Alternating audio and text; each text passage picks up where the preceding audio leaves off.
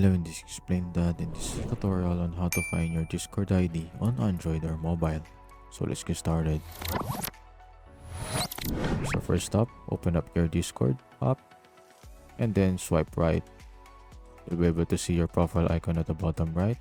Tap on it and then scroll down until you see the advanced one. Tap on the developer mode. It should be turned on or enabled on. Go back.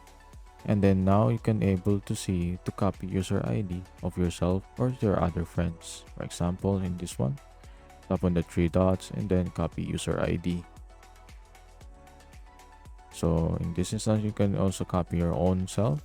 Just tap on the three dots and copy user ID as well. And there you go. That's your user ID right there. And be sure that you're not be able to use this to other people as well. So that's about it. This is explained done, and that's how to find Discord ID on Android or mobile. If you found this video helpful, be sure to hit that like button, subscribe to our channel, and share it with your friends by notifying that bell as well. As always, stay tuned for more tech tutorials on Explain That.